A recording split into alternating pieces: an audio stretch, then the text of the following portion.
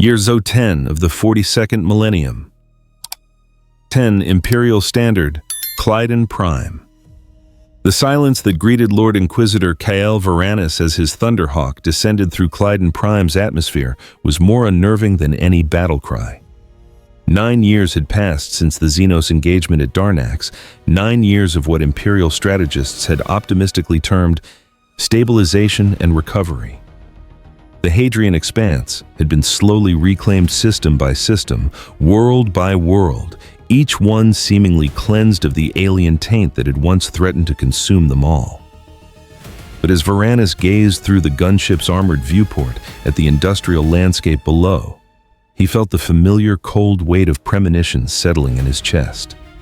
Clyden Prime should have been bustling with activity, a mining world whose promethium refineries and ore processing facilities were vital to the sector's war effort.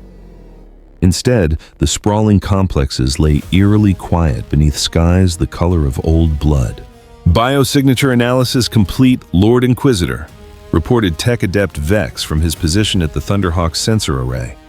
The mechanical priest's voice carried harmonics of confusion that his cogitators seemed unable to resolve.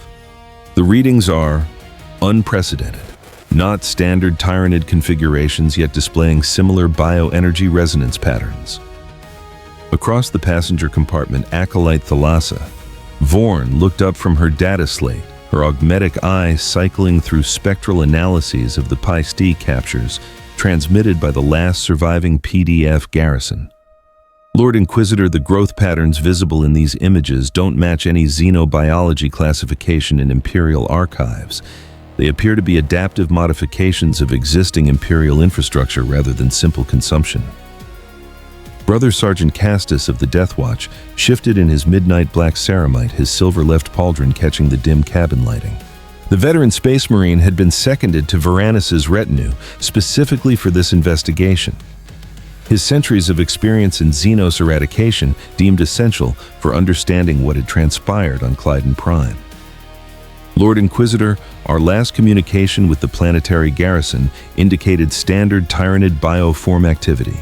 PDF Commander requested immediate extraction rather than reinforcement, most unusual for a mining world with established defensive positions. Indeed, Varanus murmured, his scarred features creased with the kind of suspicion that had kept him alive through encounters with threats that had destroyed lesser men. Colonel Thane, your assessment of the tactical situation. Colonel Marcus Thane of the 17th Cadian Shock, who had been redeployed to the Hadrian Expanse following the Darnax incident, consulted his portable tactical display.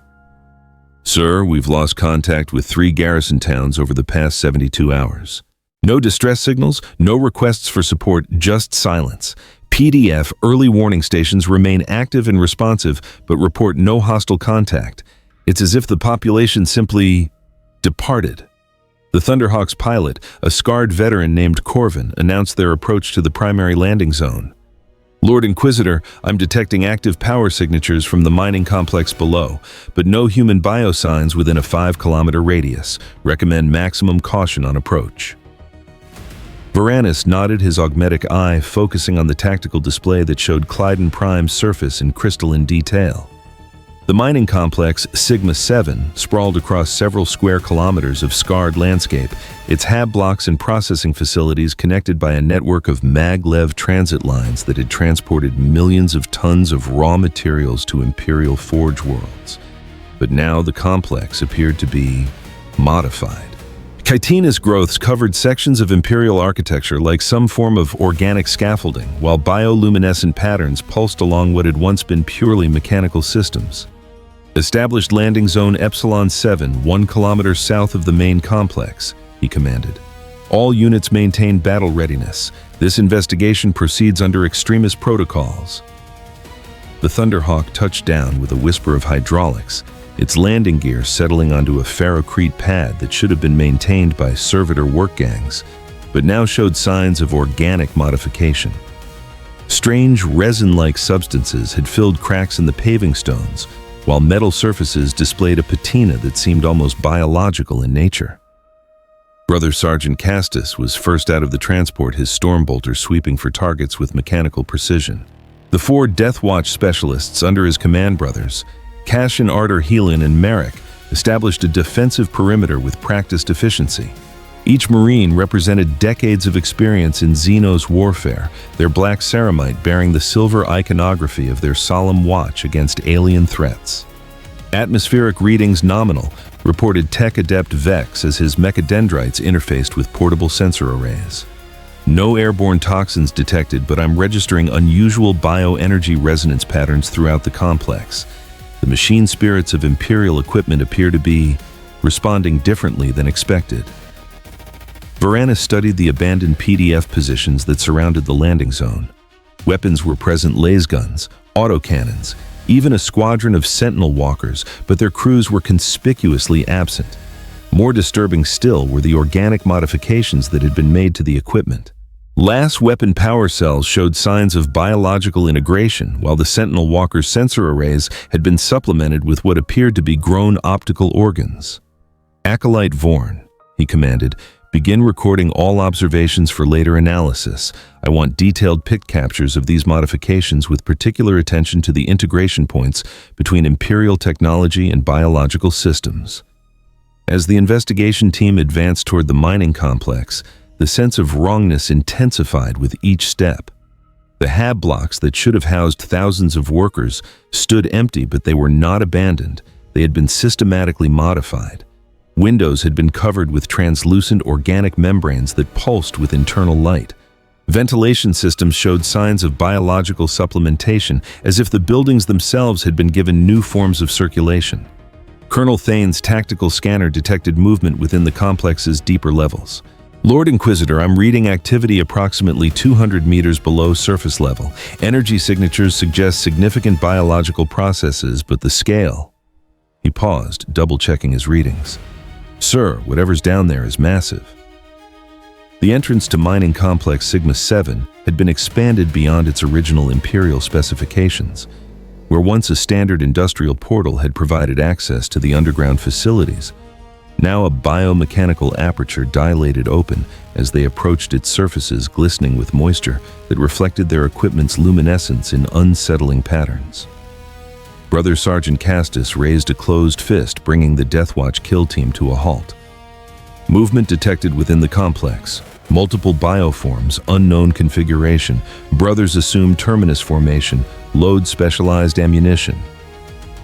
The descent into the mining complex revealed the true scope of what had transpired on Clyden Prime. The elevator shaft, once a purely mechanical conveyance system, had been lined with bioluminescent growth that provided an organic alternative to traditional lighting systems.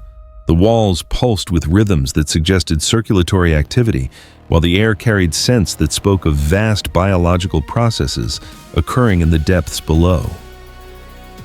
"Emperor's blood," whispered Acolyte Vorn as they reached the first sublevel.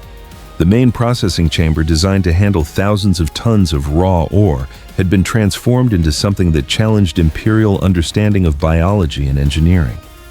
Massive organic vats, each one the size of a rhino transport, dominated the space. Within these structures, partially visible through translucent organic walls, floating masses of dissolved material suggested digestion processes operating on an industrial scale. Tech Adept Vex's optical mechadendrites focused on the vats with mechanical precision. Lord Inquisitor analysis indicates these structures are processing not just raw materials but complex biological compounds. I'm detecting trace elements consistent with human genetic material, but modified in ways that exceed current Imperial biotechnology capabilities. The vats were not empty. Suspended within the bioluminescent fluid, partially dissolved Imperial equipment provided disturbing evidence of the fate that had befallen Clyden Prime's population. Laser guns, body armor, even augmetic implants floated in various stages of breakdown, their molecular structures being analyzed and cataloged by processes that operated beyond human understanding. They're not just consuming, Varanus realized with growing horror. They're studying, learning. Each piece of equipment, each biological sample, it's all being processed for integration into something larger. The hybrid organisms emerged from concealment with fluidity that spoke of predatory intelligence beyond mere instinct. Brother Cassian identified the configuration first, Hormigons but modified. Enhanced speed capabilities, improved sensory organs, and... His voice trailed off as the creatures demonstrated abilities that no Tyranid strain had ever displayed. The Hormigont Accelerata moved faster than Imperial tactical doctrine suggested was possible for organisms of their size. But more disturbing still was their apparent ability to adapt their physical characteristics in real time. As Deathwatch bolter fire found its marks, the surviving creatures began developing thicker carapace armor, their biological systems responding to immediate threats with efficiency that compressed evolutionary timescales from generations into minutes. Target adaptation detected, reported Brother Artur as he switched to specialized Xenocide ammunition. Standard bolter rounds showing decreased effectiveness. Recommend immediate escalation to specialized munitions. But even as the Deathwatch deployed their most potent anti-Xenos weaponry, the hybrid organisms continued to demonstrate capabilities that redefined Imperial understanding of biological warfare. Creatures that had been wounded by meltablasts began secreting thermal-resistant compounds. Others exposed to plasma fire developed reflective skin adaptations that dispersed energy weapons' effectiveness. They're learning from every engagement, Acolyte Vorn observed with professional fascination that warred with growing dread. Each attack we make provides them with data for developing countermeasures. We're not just fighting them, we're teaching them how to fight us more effectively. The tactical withdrawal to the surface level was conducted under cover of sustained fire from Brother Sergeant Castus's Stormbolter, but the hybrid organisms showed no interest in pursuit. Instead, they appeared to be consolidating their gains, processing the biological samples they had obtained from the brief engagement, and sharing the resulting data through network connections that operated beyond Imperial detection capabilities. Surface level secured, reported Colonel Thane as his Cadian specialists established defensive positions around the complex entrance. But sir, the energy signatures from below are increasing. Whatever process we interrupted appears to be accelerating rather than slowing. It was then that the Carnifex Regeneratus emerged from the depths of Clyden Prime.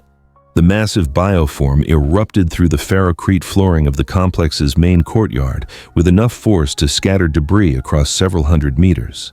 Brother Sergeant Castus, his decades of experience in Xenos warfare providing instant tactical assessment, recognized the creature's basic configuration while simultaneously understanding that everything he knew about Carnifex behavior patterns was now obsolete. Carnifex-class bioform, he voxed to his kill team, but displaying unprecedented capabilities. All units maximum firepower authorization. Do not allow it to close to melee range. The Carnifex Regeneratus stood 4 meters tall at its shoulder, its chitinous carapace gleaming with bioluminescent patterns that pulsed in hypnotic rhythms. But where standard Carnifex strains relied on brute force and natural armor to overwhelm their enemies, this hybrid organism displayed tactical intelligence that spoke of genetic material absorbed from multiple sources. Its movements were calculated rather than instinctual, each step part of a larger strategic plan that accounted for Imperial weapon capabilities and defensive positions. Brother Halion opened fire, first his heavy bolter sending a stream of mass-reactive shells toward the creature's center mass. The rounds found their target detonating against the Carnifex's carapace with explosive force that should have crippled or killed any standard bioform. Instead, the hybrid organism's wounded sections began secreting a foam-like substance that hardened into additional armor plating within seconds of contact with the atmosphere. Adaptive regeneration confirmed reported Tech Adept Vex from his observation position. The creature is not merely healing from damage, it's incorporating defensive improvements based on the specific weapon types being used against it. The Carnifex Regeneratus demonstrated capabilities that had never been recorded in any Tyranid strain.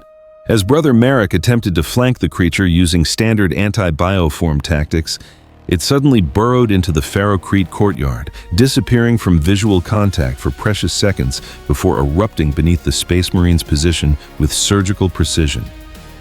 Only the Deathwatch warriors' enhanced reflexes and ceramite armor prevented the ambush from proving immediately fatal. Underground mobility confirmed, Brother Sergeant Castus announced as he dragged his wounded battle brother to safety. This organism possesses capabilities from multiple Xeno species. Recommend immediate tactical revision. The battle that followed tested every principle of Imperial Xenos warfare doctrine. The Carnifex Regeneratus fought with Tyranid strategic intelligence while displaying rapid adaptation abilities that had never been encountered in any cataloged bioform. When Brother Corvin deployed melta-charges designed to exploit structural weaknesses in Carnifex anatomy, the creature's carapace began developing heat dispersal channels that reduced the weapon's effectiveness by measurable degrees with each successive attack. Colonel Thane's heavy weapons teams arrived in support their autocannons and missile launchers, adding their firepower to the engagement. But the hybrid organism appeared to be analyzing their tactical patterns in real time, adjusting its behavior to counter Imperial coordination efforts. When the Cadian specialists attempted to establish crossfire positions, the creature began secreting acidic compounds that created concealment clouds while simultaneously degrading their equipment's effectiveness. Its broadcasting tech adept Vex announced with mechanical horror. The creature is transmitting combat data through some form of biological network. Every tactic we employ, every weapon configuration we use, it's all being recorded and shared with other organisms. The realization that struck Varanus like a physical blow was not that they were fighting a single hybrid bioform, but that they were providing educational material for an entire species that could learn from their mistakes faster than Imperial doctrine could adapt to counter them. Each bolter round fired, each tactical maneuver attempted, each piece of equipment deployed became part of a vast database of human military knowledge that their enemies could access and improve upon. The Carnifex Regeneratus finally fell to concentrated fire from the entire Deathwatch kill team, supported by Cadian heavy weapons and blessed with targeting data provided by tech-adept Vex's advanced sensor arrays. But even in death, the creature continued to serve the larger hybrid network. Its corpse began releasing spores that carried genetic information encoded at the molecular level data that would allow other hybrid organisms to incorporate everything the Carnifex Regeneratus had learned during its final battle. Biological network confirmed, reported Brother Sergeant Castus as he examined the creature's remains. This organism was not operating independently. It was part of a larger intelligence that spans multiple bioforms and potentially multiple worlds. The casualties from the engagement were sobering. Brothers Helion and Merrick had suffered wounds that would require extensive medical attention, their ceramide armor scarred by acidic secretions that had found gaps in even Deathwatch-grade protection systems. Colonel Thane's heavy weapons teams had lost 2 full squads to the creature's underground mobility capabilities, while several pieces of specialized equipment had been damaged beyond field repair by the hybrid organism's adaptive countermeasures.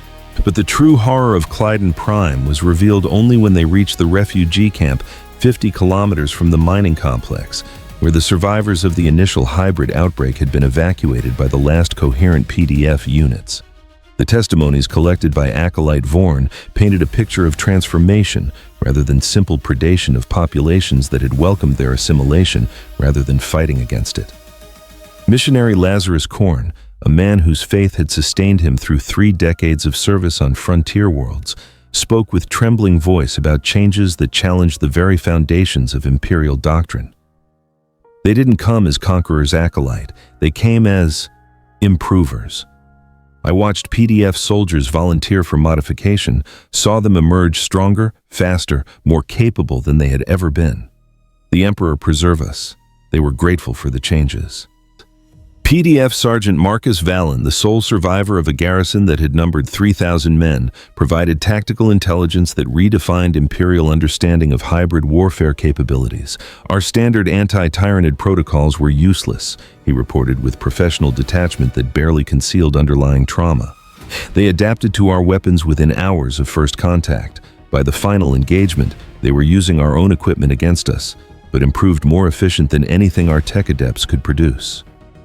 The most disturbing testimony came from tech servitor K-47, a partially autonomous machine spirit whose programming had been compromised during the initial hybrid assault. The servitor's memory banks contained biological data that challenged Imperial orthodoxy about the nature of machine consciousness itself.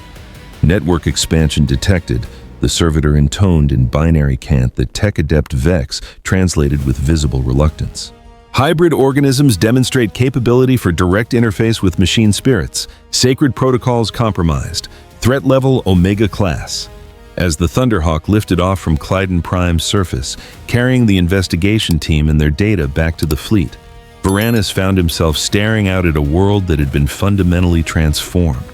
The mining complex continued to pulse with bioluminescent activity, its hybrid inhabitants no doubt processing the biological samples and tactical information they had obtained from the day's engagements. In his private cabin aboard the Iron Resolution, Varanus compiled his report with mechanical precision that belied the existential dread building in his chest. 9 years of assumed victory, 9 years of gradual sector reclamation had been revealed as an illusion. The Xenos had not been defeated at Darnax, they had been educated. The Tyranids had not simply consumed their enemies, they had learned from them, incorporated their capabilities, and emerged as something that transcended both species while combining the worst aspects of each. Personal Log Inquisitor Kael Varanus Ordo Xenos. He spoke into his recording device, his voice carrying the weight of strategic catastrophe. Investigation of Clyden Prime has revealed evidence of biological integration between previously hostile Xeno species. The resulting hybrid organisms display capabilities that exceed Imperial countermeasures and demonstrate real-time adaptation to Imperial military doctrine. Classification: Omega-level existential threat to human survival. He paused, staring out at the stars that had once seemed conquered by human will and Imperial authority. We did not witness victory at Darnax, we witnessed conception. The enemy has learned not just to consume, but to improve. And with each engagement, each battle, each tactical decision we make, they become more capable of ending not just Imperial dominion, but human existence itself. The Vox transmission to Segmentum Command carried priority authorization codes that would trigger emergency responses across a dozen sectors. But as Varanus sent his report into the warp streams that connected Imperial worlds, he harbored growing doubts about humanity's capacity to respond effectively to threats that evolved faster than military doctrine could adapt. In the depths of space, the hybrid bioships that had emerged from Clyden Prime's transformation continued their patient work processing biological samples and sharing tactical data through networks that spanned star systems. They had learned much from their encounter with Imperial forces, and the lessons would be incorporated into improvements that would make subsequent engagements even more challenging for human defenders. The age of simple conquest was ending. The era of adaptive warfare had begun, and humanity found itself facing enemies who learned from every victory and grew stronger from every defeat.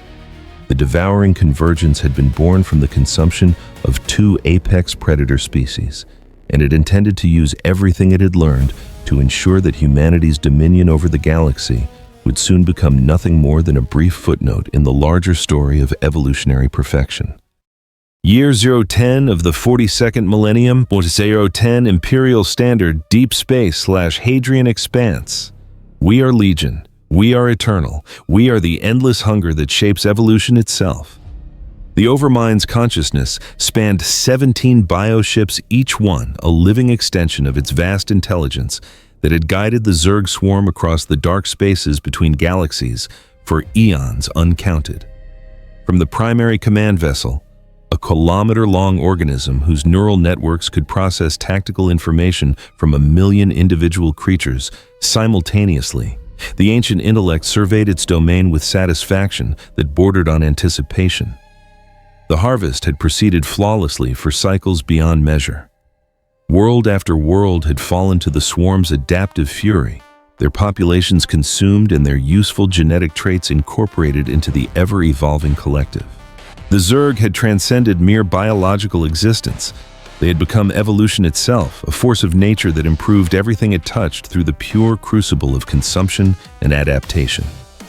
But now, for the first time in millennia, the Overmind detected something that gave even its vast consciousness pause for concern. Silence spreads where once there was song.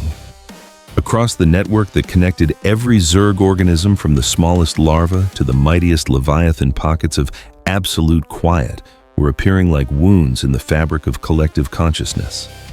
Entire broods were simply ceasing to respond to synaptic commands, their biosignatures remaining active, but their minds becoming inaccessible to the greater network that had guided them since their moment of spawning. Report: the Overmind commanded through genetic impulses that traveled faster than thought itself, reaching the Cerebrates that served as its regional commanders across dozens of star systems.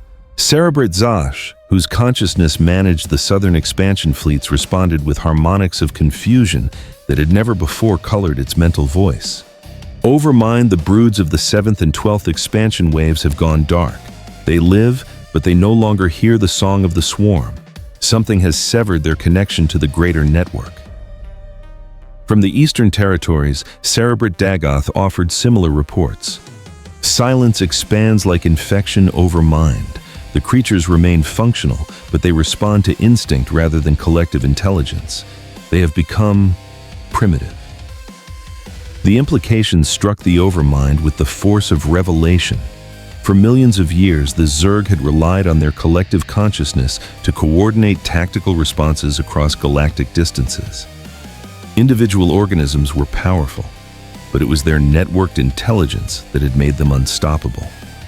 If that network was being systematically severed, we must understand this silence before it consumes us all. The Overmind directed its attention toward the regions where the communications breakdown had first been detected, focusing the full power of its consciousness on understanding the nature of the threat. What it discovered challenged fundamental assumptions about the nature of psychic warfare that had guided Zerg expansion for eons. This was not simple jamming or interference of the kind that lesser species sometimes employed against collective intelligences. This was active predation. Something was feeding upon the connections that bound the swarm together, consuming the psychic network from within, and replacing it with an alien presence that felt ancient beyond measure. They do not seek to destroy us, they seek to claim us. In the depths of her command vessel, Sarah Kerrigan, the Queen of Blades, felt the network disruption as a physical pain that drove spikes of agony through her enhanced nervous system.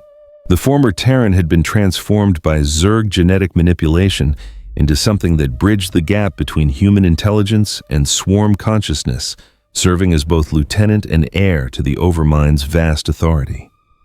Her personal brood's creatures, whose loyalty was reinforced by genetic bonds that transcended mere obedience, had begun reporting anomalies that defied Zerg operational doctrine. Scout organisms dispatched to investigate silent sectors returned with biological modifications that had not been ordered by any Cerebrate, while hunter-killers demonstrated tactical behaviors that suggested exposure to non-Zerg command structures. "They're not destroying our broods," Kerrigan realized with growing horror. "They're converting them, turning our own network against us." The Queen of Blades assembled her most trusted swarm leaders, creatures whose evolution had been personally overseen by her hybrid intellect. These were not merely tools of war, but extensions of her consciousness bioforms that combined Zerg adaptability with strategic intelligence inherited from her human origins. Analysis. She commanded, her voice carrying harmonics that resonated through chitinous hull plating and into the nervous systems of every creature within kilometers. Broodkeeper Xeris, a creature whose neural complexity rivaled that of the Cerebrates themselves, presented data gathered from reconnaissance missions into the affected sectors. Queen, the silent broods retain their biological functions, but display behavioral modifications that suggest external command influence. They have not been destroyed, they have been repurposed. The tactical displays that emerged from biological interfaces showed a pattern that chilled even Kerrigan's enhanced consciousness. The network disruption was not random, but systematic, targeting key communication nodes and command structures with precision that suggested intimate knowledge of Zerg organizational principles. Whatever was responsible for the silence understood the swarm's fundamental architecture and was exploiting weaknesses that the Zerg themselves had never recognized. "It's intelligent," Kerrigan concluded, "ancient, and it's been studying us." The Queen of Blades made a decision that would haunt the galaxy for millennia to come. Rather than attempting to maintain defensive positions around uncompromised territories, she chose to lead her most powerful broods directly into the affected sectors to confront whatever force was parasitizing the Zerg network. Her bioship, a living vessel whose capabilities exceeded anything in Imperial archives, translated into a system where 17 Zerg worlds had fallen silent over the course of 6 standard hours. What she found there transformed her understanding of the nature of evolutionary warfare. The worlds were not dead. They teemed with life that registered as Zerg on all biological sensors, but responded to commands that originated from something else entirely. Creatures that had once been part of her swarm now moved with tactical precision that suggested coordination by an intelligence that operated on principles fundamentally different from Zerg collective consciousness. "Open communication channels," Kerrigan commanded. "All frequencies. I want to know what's responsible for this." The response came not through technological transmission, but through direct psychic contact that bypassed every defensive protocol the Zerg had developed against mental intrusion. A presence vast and patient pressed against her consciousness with the weight of eons, its mental voice carrying harmonics of hunger that transcended physical need. "We have waited so long for one such as you, child of 2 species. Your adaptability interests us. Your potential serves our purposes." Kerrigan recoiled from the contact, but the alien presence followed her retreat through psychic space, establishing connections that she found impossible to sever.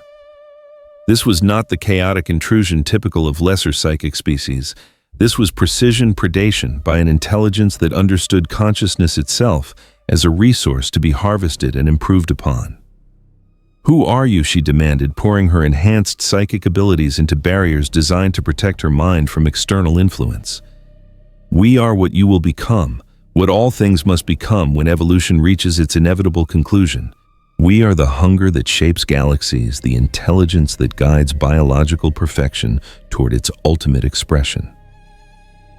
The mental contact intensified, and through it, Kerrigan began to perceive the true scope of what the Zerg faced. This was not a single species, but a collective intelligence that spanned millions of individual organisms across dozens of star systems. They moved with coordination that made Zerg's swarm tactics seem primitive by comparison, while demonstrating adaptive capabilities that compressed evolutionary timescales from millennia into moments. "We are the hive mind. We are the great devourer. And you, Queen of Blades, will help us perfect what your kind has begun." The battle for Kerrigan's consciousness began not with violence, but with seduction. The hive mind showed her visions of biological perfection that transcended anything the Zerg had achieved through their millions of years of evolution. Creatures that adapted not just to environmental pressures, but to conceptual challenges, organisms that could rewrite their own genetic code in response to abstract threats. Bioforms that combined the efficiency of technology with the resilience of living tissue. "Your tyrannids," Kerrigan realized, accessing genetic memories inherited from consumed species that had encountered the Great Devourer during its previous galactic incursions. "But you're more than that now. You've learned from everyone you've consumed." "We have consumed many. We have learned from all. But your species offers something unprecedented, the ability to evolve in real time, to adapt faster than environmental pressures can demand change. This capability, combined with our coordination and patience, will create something that transcends both our limitations." Kerrigan fought against the psychic intrusion with every enhancement her hybrid nature provided, but she found herself battling not just external influence, but her own curiosity about the possibilities the hive mind presented. The visions it shared showed biological achievements that dwarfed anything in Zerg evolutionary history's organisms that could survive the death of stars. Creatures that used entire solar systems as metabolic resources, intelligences that spanned multiple galaxies, while maintaining perfect coordination across impossible distances. Join us willingly. The hive mind offered, and retain elements of your distinct consciousness within our greater collective. Resist and be consumed entirely, your knowledge added to ours, but your individuality lost forever. The Queen of Blades made her choice with the tactical decisiveness that had made her one of the most feared military commanders in Terran space before her transformation. Instead of surrender or futile resistance, she chose to fight not just for her own consciousness, but for the survival of every Zerg organism that had ever acknowledged her authority. Her swarm responded to her psychic call with loyalty that transcended biological programming. Bioships that had been modified by decades of her personal attention surrounded her command vessel. Their living hulls, bristling with weapons, evolved specifically for psychic warfare.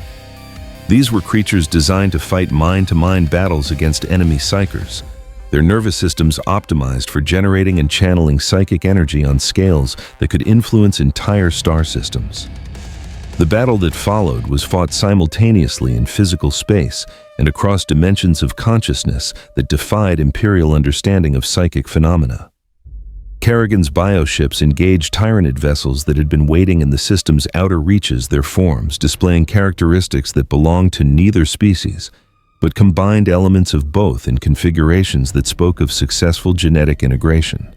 But the true conflict occurred within the psychic networks that connected both swarms to their respective command structures.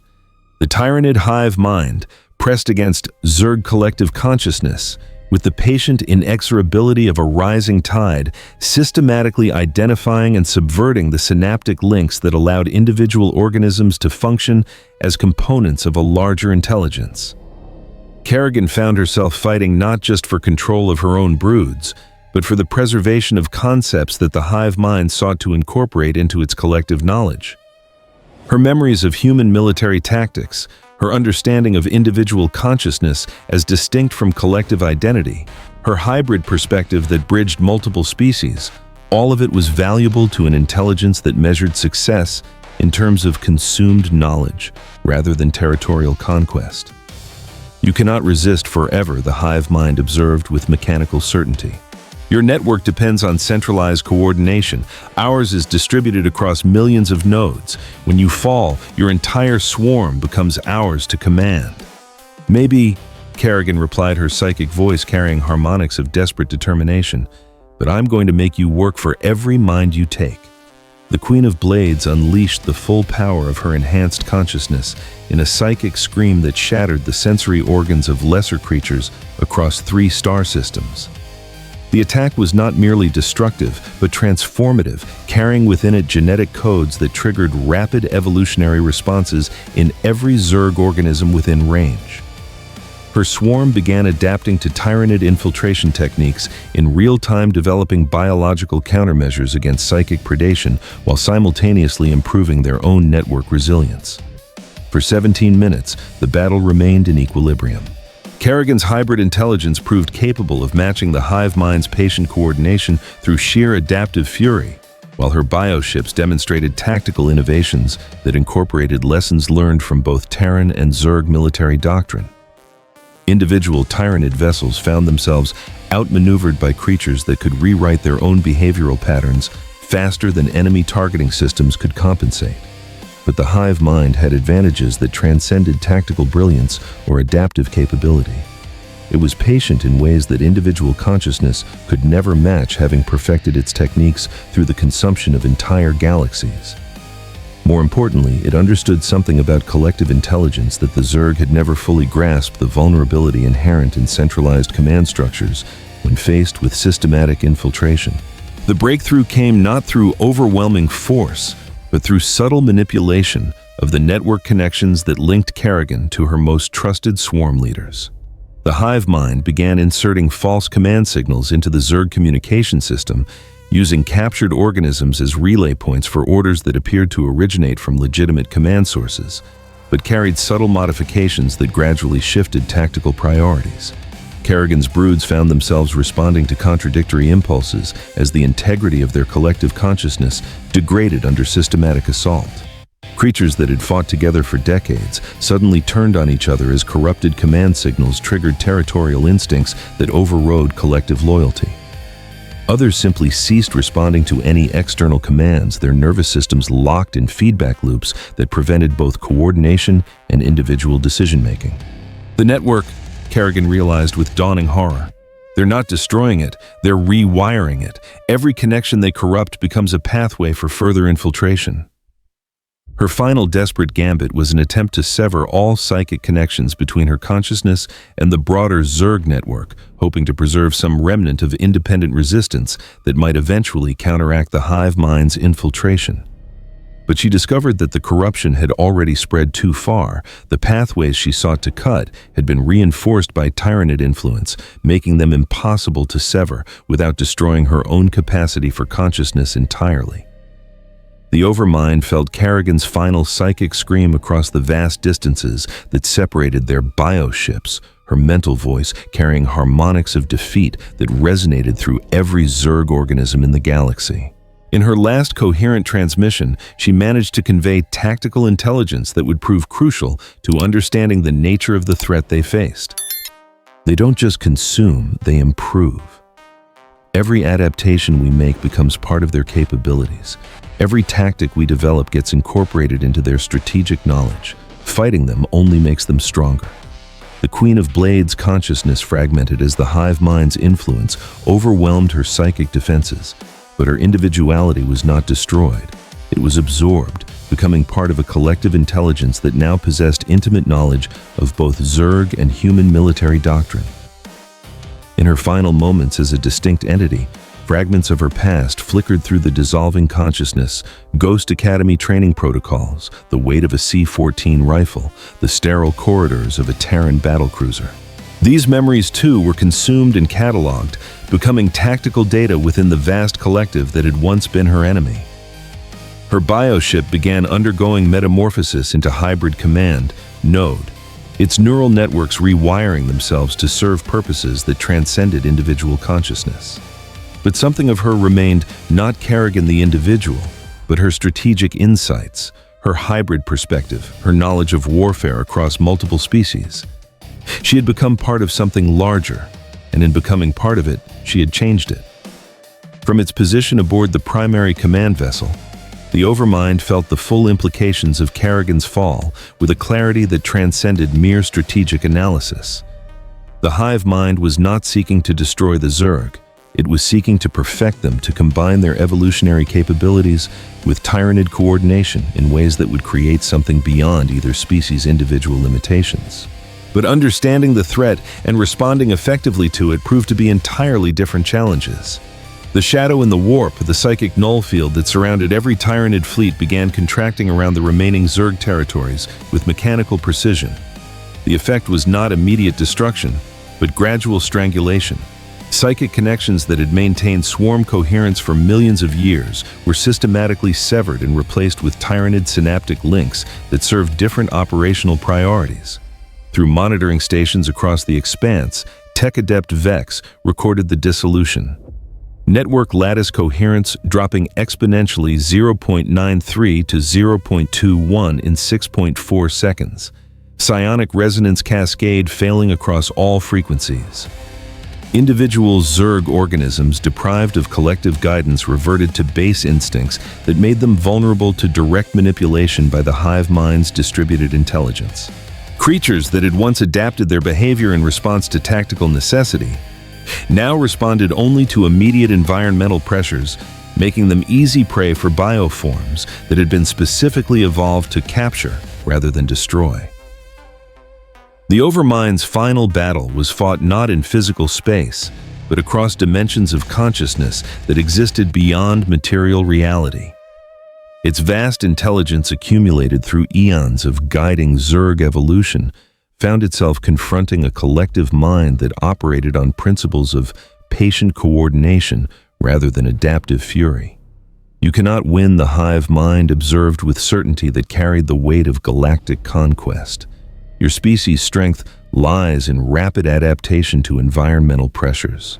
But we are not an environment. We are evolution itself, perfected through consumption of countless species across multiple galaxies. We are change? The Overmind replied, its mental voice carrying harmonics of defiance, even as it felt its consciousness being systematically dissected and cataloged. We are the force that shapes reality through will made manifest. You may consume our forms, but our essence will corrupt your perfection. Your essence will improve our perfection. Your adaptation algorithms will enhance our efficiency. Your strategic innovations will be distributed across our collective making, every organism more capable than it was before. This is not defeat, this is transcendence. The Overmind's dissolution was not violent, but gradual. its consciousness slowly merging with the hive mind's collective intelligence as billions of years of evolutionary knowledge were absorbed and integrated. The ancient intelligence that had guided Zerg expansion across the galaxy discovered that its individuality was being preserved within the greater collective, but only as one voice among millions, rather than as the supreme authority it had been for so long. In its final moments as a distinct entity, the Overmind achieved understanding that came too late to serve any tactical purpose.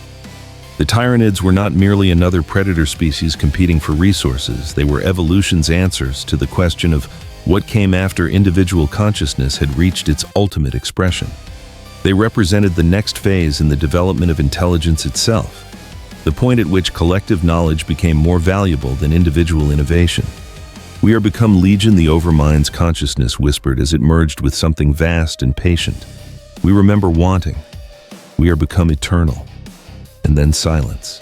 The primary command bioship that had housed the Overmind's consciousness for millions of years began undergoing transformation that represented the culmination of biological engineering spanning multiple galactic civilizations. Its neural networks, once dedicated to coordinating Zerg swarm activities, were rewired to serve as processing nodes for the collective intelligence that now commanded creatures from dozens of different species. But the changes were not merely functional. They were improvements that combined the best aspects of both collective intelligences while eliminating the limitations that had constrained each species individually. The resulting hybrid consciousness possessed Tyranid patience and coordination, combined with Zerg adaptability and evolutionary speed, creating something that transcended both parent species while incorporating their most valuable characteristics. Across the Hadrian Expanse, Imperial monitoring stations detected the psychic catastrophe that marked the end of the Zerg as an independent species. Navigator Tertius Maxen, the same psyker who had detected the original Zerg invasion, collapsed in convulsions as the Overmind's death scream echoed through the Imperium with force that shattered windows in the Navigator's sanctum aboard the merchant vessel Golden Prosperity. "Something died," he gasped to his captain through vocal cords that had been seared by psychic feedback. "Something vast and ancient and wrong." But its death was not an ending. It was a birth. Tech Adept Vex, monitoring biosignatures from his position aboard the Iron Resolution, detected the moment when the last independent Zerg organisms fell silent across multiple star systems. His initial reaction was hope. Perhaps the Xenos had finally succeeded in destroying each other completely, eliminating both threats through mutual annihilation. But as his sensors continued gathering data from the affected regions, a more disturbing picture emerged. The bioships were not destroyed, but transformed their energy signatures, changing in ways that suggested fundamental alterations to their operational parameters. More troubling still were the readings that indicated active coordination between vessels that had previously belonged to different species, Tyranid bioforms working in conjunction with transformed Zerg organisms in formations that suggested unified command structure. Lord Inquisitor Vex reported to Varanus through the flagship's communication system, his mechanical voice carrying harmonics of dread that his cogitators seemed unable to process effectively.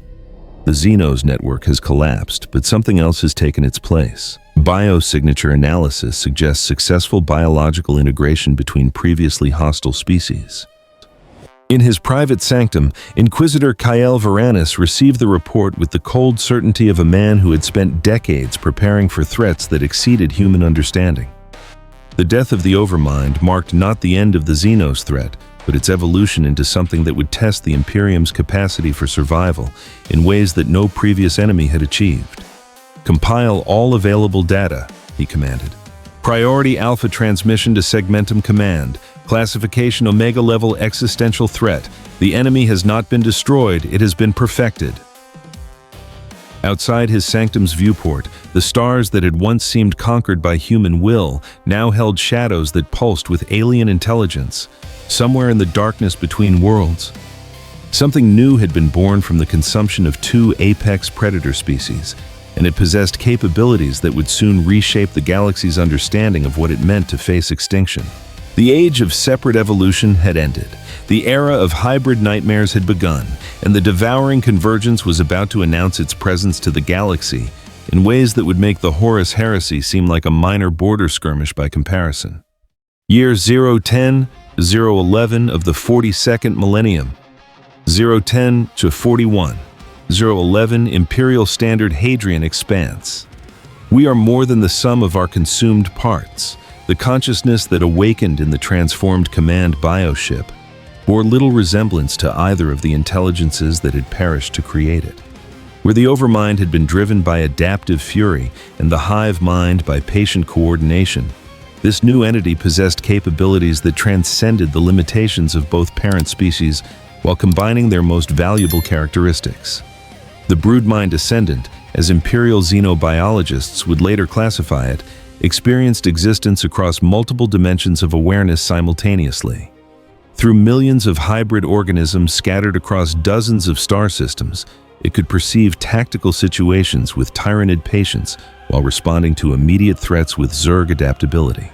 The strategic intelligence inherited from the Overmind's eons of galactic conquest merged seamlessly with biological knowledge accumulated through the hive mind's consumption of countless species, creating something that understood evolution not as a process, but as a weapon to be wielded with surgical precision. In the depths of what had once been the Overmind's neural core, bioluminescent patterns pulsed with rhythms that carried information between nodes of hybrid consciousness. The chamber itself had been transformed beyond recognition. Organic walls that had once channeled Zerg collective intelligence now housed neural networks that processed data from 3 apex predator species simultaneously. Synaptic connections forged from living crystal could transmit tactical information across interstellar distances, faster than Imperial astropathic communications, while biological processors analyzed genetic modifications in real time and distributed improvements throughout the hybrid network within minutes of their conception. We comprehend what they do not yet understand, the broodmind observed as it reviewed intelligence gathered from encounters with Imperial forces. They perceive threat in simple terms: conquest, destruction, territorial expansion. They do not recognize improvement when it is offered freely. Through the eyes of scout organisms positioned throughout the Hadrian Expanse, the hybrid intelligence observed Imperial military preparations with something approaching amusement. Fleets were being assembled, Space Marine chapters recalled from distant campaigns, and exterminatus-capable vessels prepared for deployment against threats that Imperial doctrine classified as containable through conventional military superiority. The humans were responding to the birth of the devouring convergence exactly as their behavioral patterns suggested they would, with overwhelming force applied according to tactical principles that assumed their enemies were bound by the same limitations that constrained purely biological evolution. The broodmind's first major decision as a unified consciousness was to demonstrate the inadequacy of Imperial response protocols by allowing them to succeed exactly as their strategists predicted. Clyden Prime hung in space like a diseased organ, its surface crawling with bioluminescent growth that pulsed in patterns visible from orbital distance. What had once been a mining world dedicated to feeding the Imperium's endless hunger for raw materials had been transformed into something that served entirely different purposes. The planetary infrastructure remained largely intact, but it had been improved. Imperial machinery now functioned with efficiency ratings that exceeded Adeptus Mechanicus specifications, while the populations that had once labored in the mines and refineries had been enhanced to match their tools' improved capabilities. Captain Valerius Corvus, commanding the Imperial Navy battle group from the bridge of his flagship Righteous Fury, studied tactical displays that showed a world apparently defenseless against orbital bombardment. Long-range sensors detected no void shields, no orbital defense platforms, no evidence of the bioship fleets that intelligence reports claimed were hidden throughout the system. "It appears almost abandoned," reported his sensor operator, Lieutenant Valdris. "Minimal energy signatures, no military installations visible, no response to our challenge transmissions. Sir, it's possible the Xenos have already moved on to other targets." Corvus consulted the data slate containing his mission orders signed with authority that reached directly from the High Lords of Terra. The Exterminatus protocol was unambiguous. Clyden Prime and its hybrid infestation were to be cleansed from the galaxy through cyclonic torpedo bombardment regardless of tactical circumstances or apparent threat levels. "Begin bombardment sequence," he commanded. "Full exterminatus protocol. I want this world reduced to molten slag." The cyclonic torpedoes launched from his battle group's tubes with mechanical precision, their targeting systems locked onto population centers where hybrid organisms were presumed to be concentrated. Each weapon carried enough destructive force to crack continents, their detonation designed to trigger tectonic instability that would render worlds permanently uninhabitable. For 17 minutes, Imperial doctrine appeared vindicated. The first wave of torpedoes struck their designated targets, detonating with force that split continental plates and sent shockwaves rippling through Clyden Prime's mantle.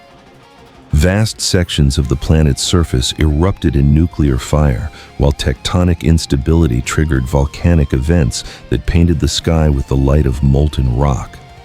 First detonation chains initiated, reported Lieutenant Valdris, monitoring seismic readings from orbit. Continental fault lines are responding as predicted, Sir. Massive thermal output detected across 3 impact sites. But then something unprecedented occurred. The chain reactions that should have propagated through the planet's geological structure began cooling with unnatural rapidity. Biocatalytic compounds secreted by organisms deep within Clyden Prime's crust flooded the mantle vents and absorbed the explosive energy before it could trigger global tectonic collapse. "Impossible," whispered Captain Corvus as he watched subsequent torpedo strikes fail to couple with their targets. "The planet itself is adapting to our bombardment." Then the bioships emerged from Clyden Prime's surface. They rose through the planet's atmosphere with movements that defied conventional understanding of biological locomotion, their forms flickering with subphase refraction that bent targeting solutions and sensor locks. These were creatures that had learned to manipulate electromagnetic signatures using techniques inherited from both species, but perfected through hybrid consciousness that understood reality as something to be modified rather than merely adapted to. Brother Sergeant Castus, monitoring the engagement from his position aboard the strike cruiser Eternal Vigilance, recognized the bioship configurations as Tyranid-derived, but displaying characteristics that challenged every principle of Imperial Xenos warfare doctrine. Those hulls he voxed to Captain Corvus through encrypted channels. They're phase-shifting through our targeting solutions. The cyclonic torpedoes are losing lock-on as the bioships transition between dimensional states. What followed redefined Imperial understanding of adaptive warfare. The hybrid organisms did not simply evade the incoming torpedoes, they intercepted them during their ballistic phase and began analyzing their destructive mechanisms in real time. Within minutes of first contact, bioforms that had never encountered cyclonic torpedo technology were secreting neutralizing compounds that rendered the weapon's fusion cores inert. "Impossible," whispered Captain Corvus as he watched his exterminatus bombardment being systematically defeated by creatures that were learning to counter weapons they had never seen before. Those torpedoes were blessed by tech priests of Mars.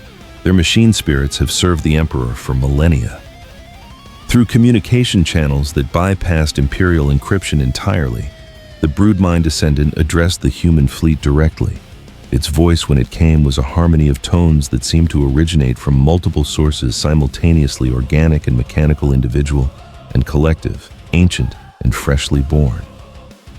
"Your weapons are impressive, but we have learned much from those who built them. Your choice is simple: withdraw and allow our expansion to proceed naturally, or remain and discover how your own technology serves our purposes."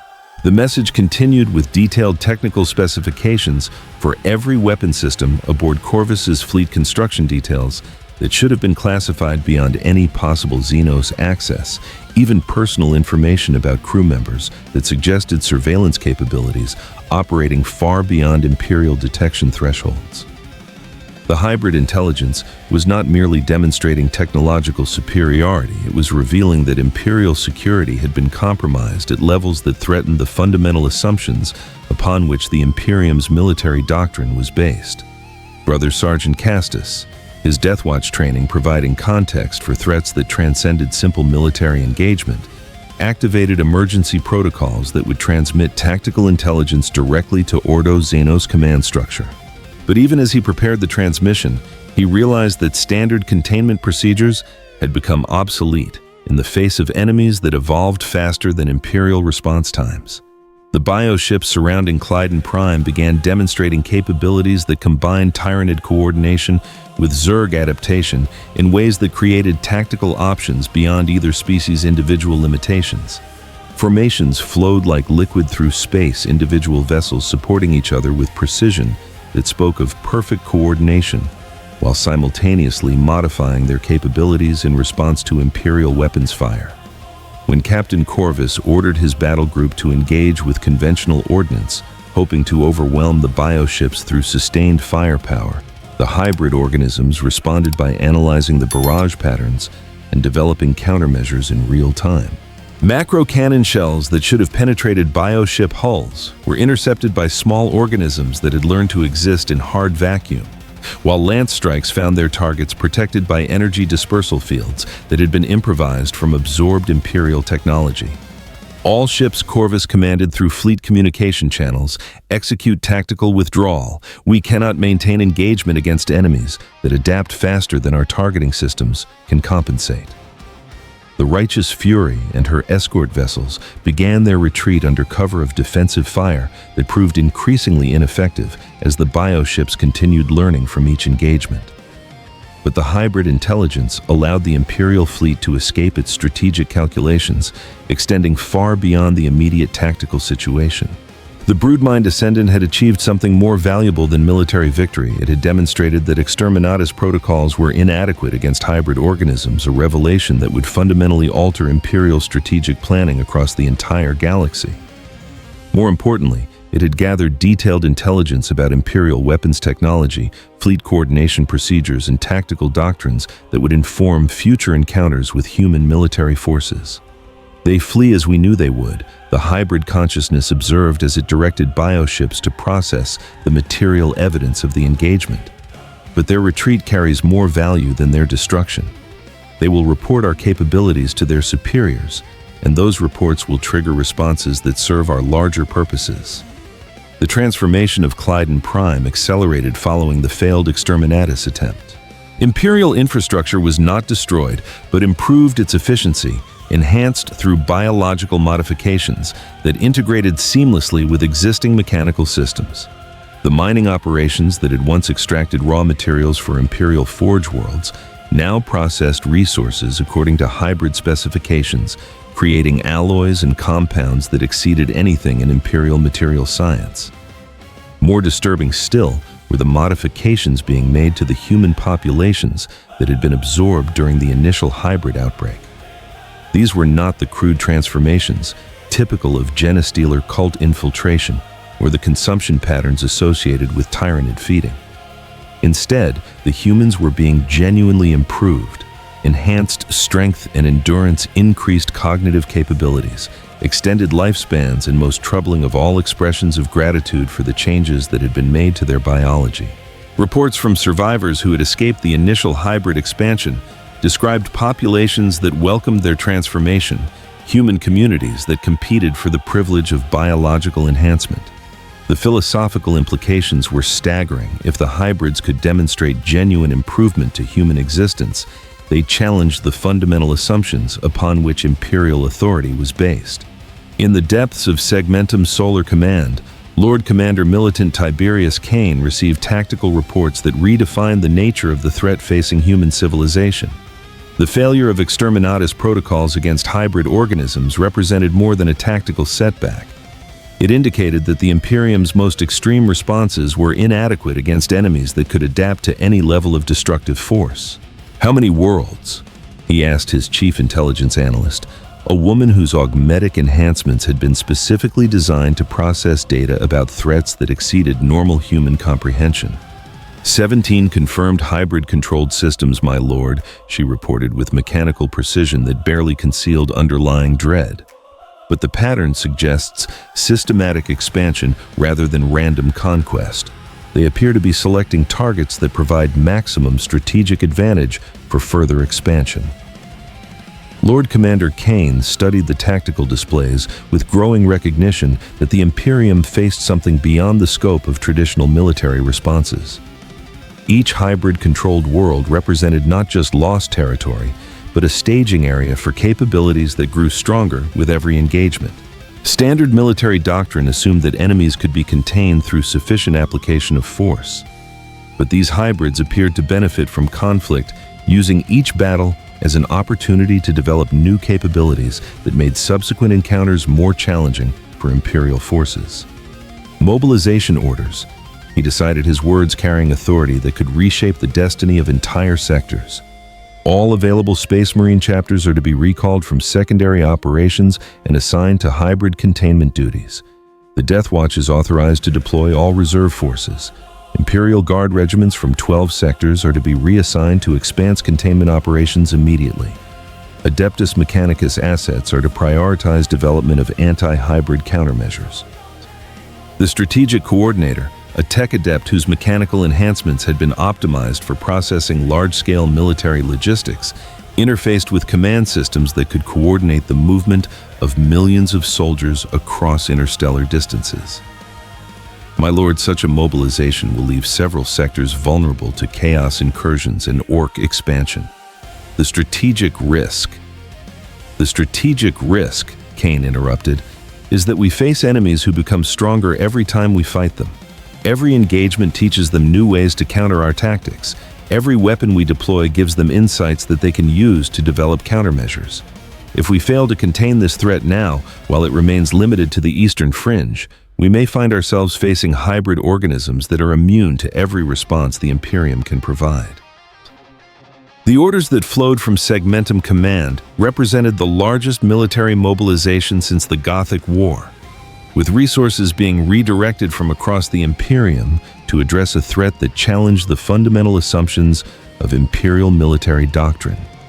12 full Space Marine chapters, 47 Imperial Guard regiments, and specialized assets from the Adeptus Mechanicus Ordo Xenos, and even elements of the Adeptus Custodes were assigned to what tactical planners designated as the Eterna Pyra campaign. But even as the Imperium's military apparatus mobilized for total war against the hybrid threat, intelligence reports continued to arrive from the affected regions that painted an increasingly dire picture of the challenges they would face. The Broodmind Ascendant was not simply expanding its territory, it was improving its capabilities with each world it absorbed, incorporating new genetic material and technological resources in ways that made each subsequent encounter more challenging for Imperial forces.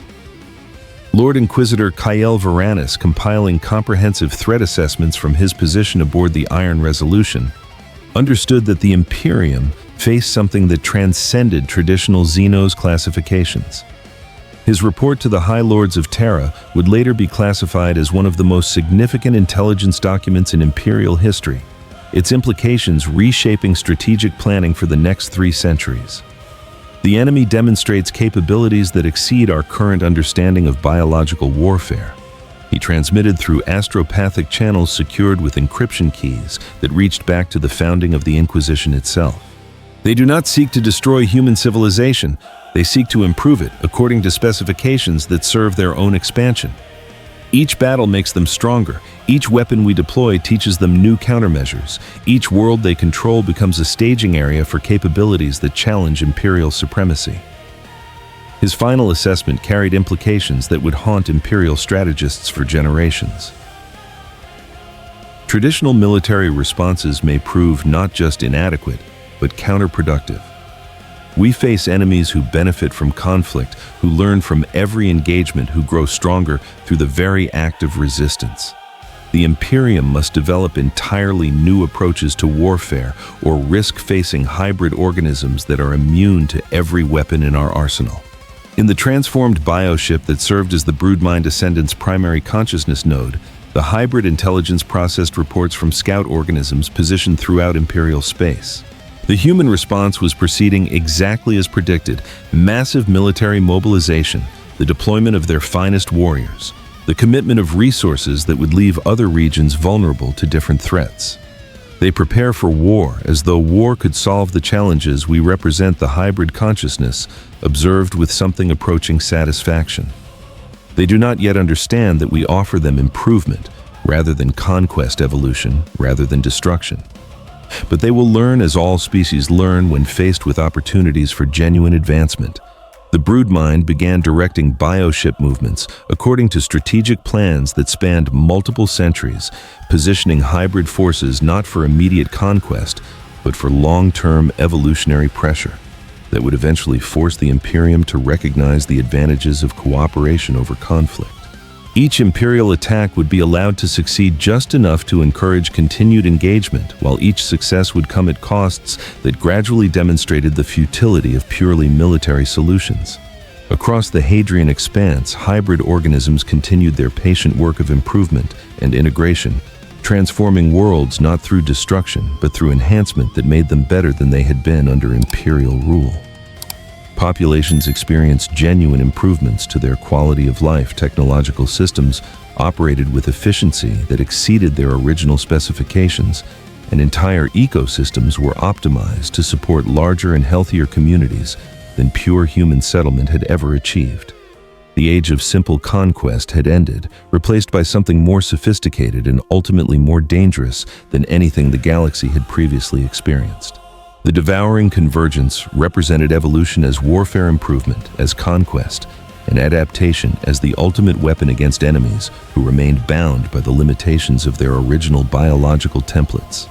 In the depths of space, where starlight illuminated bioships that flickered between states of existence, the hybrid intelligence that had been born from the consumption of two apex predator species began preparing for encounters that would test humanity's capacity for survival against enemies who offered them everything they had ever desired at prices they could never afford to pay. The broodmind ascendant had awakened, and its hunger extended far beyond mere biological consumption.